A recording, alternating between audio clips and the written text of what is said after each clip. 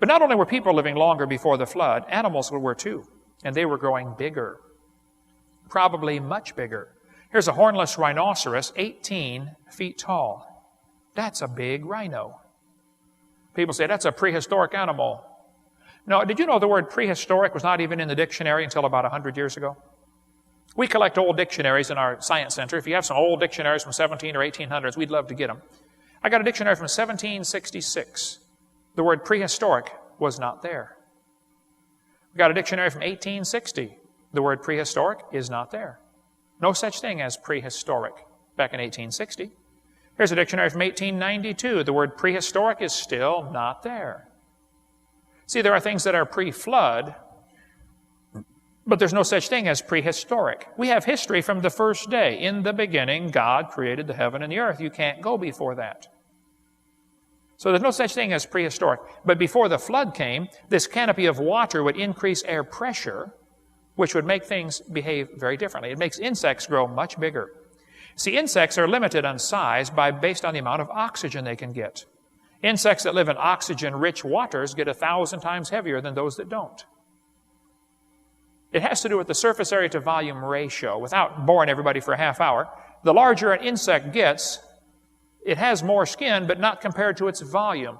The surface area compared to its volume ratio drops off, as you can see on the chart here. So as an insect gets larger, it doesn't have enough skin, because insects breathe through their skin. But giant insect fossils have been found, like this dragonfly with a 50-inch wingspan. How'd you like to hit one of those at 70 miles an hour? You take the bug deflector and the hood right off and join you in the front seat.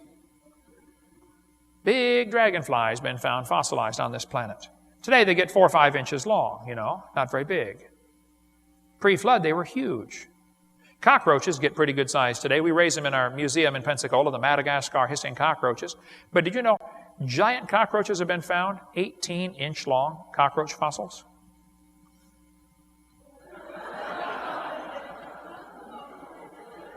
You didn't call Orkin in those days. You called the National Guard to come exterminate the house, okay? Giant fossil centipede, 8.5 feet long, was found.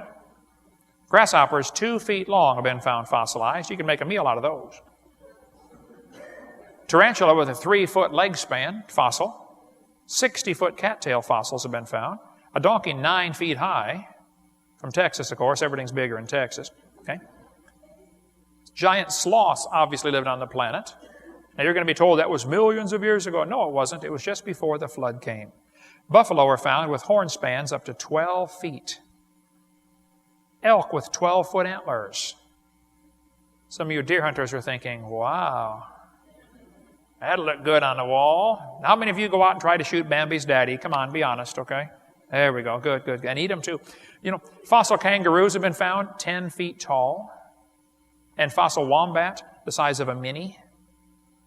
Here's a fossil of a guinea pig that was 1,500 pounds. That's a big guinea pig. Birds have been found 13 feet tall. Here's an elephant bird egg. The one behind it's an ostrich egg, which is also huge. They find fossils of prehistoric goose that stood as tall as an elephant and weighed half a ton. How'd you like to have that for Thanksgiving dinner? Tell Tiny Tim about that goose. Yeah. Fossil beavers have been found 8 feet long. Here's a guy holding a beaver jaw from about a 7 or 8 foot beaver. There's a 6-foot beaver found in Ohio. See, if you have bigger trees before the flood, you would need bigger beavers to chew them down. God kept everything balanced in those days. Salamanders today get from 5 to 8 inches long, typically. Did you know fossil salamanders have been found that are 6 feet long? Increasing air pressure means more gas gets into the water, and fish have to breathe in the water through their gills. So if you had more gas dissolved in the water from greater air pressure, now the fish can get bigger. And you can get a lot more fish per cubic mile. Today, if a shark has a tooth about 1 inch long, it indicates the shark is probably about 15 feet long.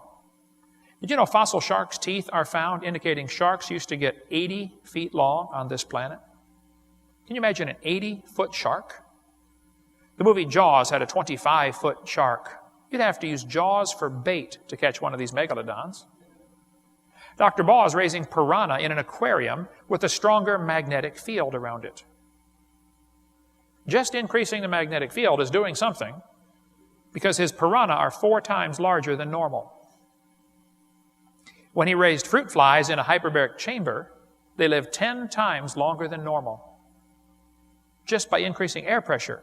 If you combine the air pressure and the filtered sunlight and the stronger magnetic field, you'd probably get Garden of Eden conditions. They probably lost at least those things, maybe at least those 3 things. Maybe more things have been lost since then. Turtles got pretty good size. That's a big turtle on the left. Oysters were found 2 miles above sea level, 11-foot oysters weighing 600 pounds, 2 miles above sea level in the Andes Mountains. When they climbed Mount Everest, they found petrified clams on top of Mount Everest. Interesting thing about these clams, they're petrified and they're closed. Now, I'd like to point out, Mount Everest is a little ways from the beach, first of all, okay? About 450 miles to the beach. And clams do not climb mountains very well. And when a clam dies, it opens. You can walk along the beach and find 1 million seashells. You hardly ever find a matched pair. And you never find them closed if they're dead. They open right away. How do you get petrified, closed clams on top of Mount Everest? I think there was a flood. But I don't think the flood was over Mount Everest. Mount Everest wasn't there. Psalm 104 tells us the mountains arose during the last part of the flood. The mountain ranges formed during the end of the flood, probably as a result of the earth's crust being cracked open and busted up into pieces, and pieces would lift up and flex back and forth. We cover all that on video number 6. Reptiles never stop growing. It's a simple fact. Most reptiles never stop growing. They grow all their life.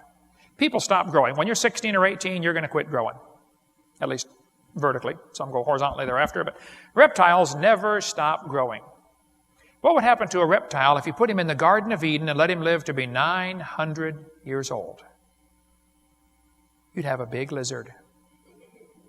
A really big lizard.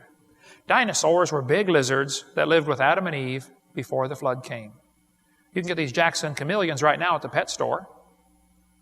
What's he going to look like at about 15 tons? Probably some kind of triceratops.